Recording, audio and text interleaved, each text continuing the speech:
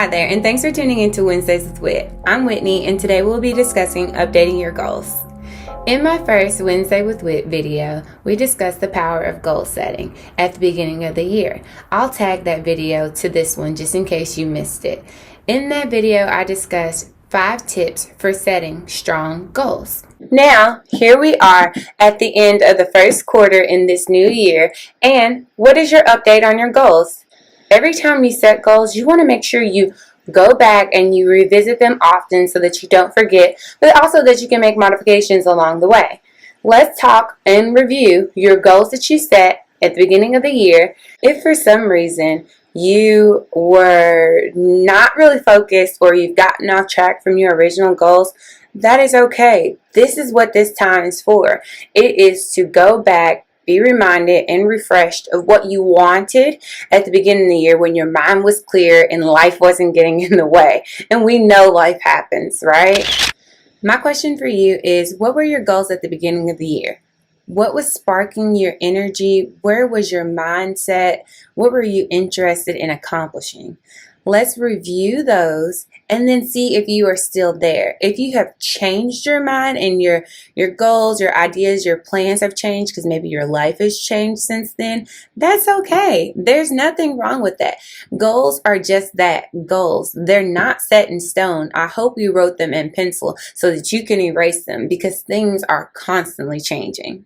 One way that I hold myself accountable for my goals is by putting a reminder in my cell phone. My birthday falls on the 4th day of the month. So every 4th day of each month, I have a reminder in my phone to refresh myself on my goals, my purpose, and what do I need to be concentrating on. That simple reminder keeps me back on track every month to, hey, go look at your goals that you set at the beginning of the year and see where you are. Sometimes we feel as if we haven't really accomplished much, but really we have. We just haven't tracked all of the small successes along the way. You don't get to the top or you don't make a huge goal without getting some smaller milestones along the way. So we definitely want to document those, pat ourselves on the back for them, for those successes, and so that they'll fuel us forward in the future. Another way to hold yourself accountable for your goals is thinking about, have you checked in with your accountability buddy? Whoever you identified that person or persons to be, have you asked them how they're doing on their goals? Have you updated them on how you're doing on your goals? If not, this would be a good time to schedule a coffee date or a Zoom meeting or even an in-person walk together around the track so that you all could catch up together and update one another on your goals. If you wrote down your goals, as I suggested at the beginning of the year when you wrote down your goals, because I did advise you to write them down, but if you didn't write them down, definitely write them down. People who write down their goals tend to be more successful than those who just think about it in their mind. That's actually research-based. So you definitely want to write them down. This is a great time for you to track your progress. So you'll want to review, what were you successful with?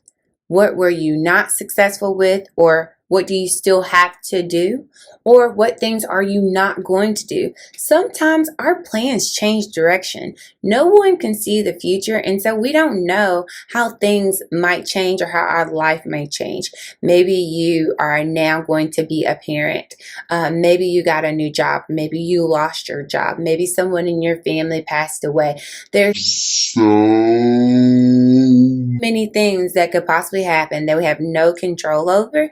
And so sometimes the goals we set for ourselves are no longer realistic for us in the present day because our present day has changed from what we thought it would be.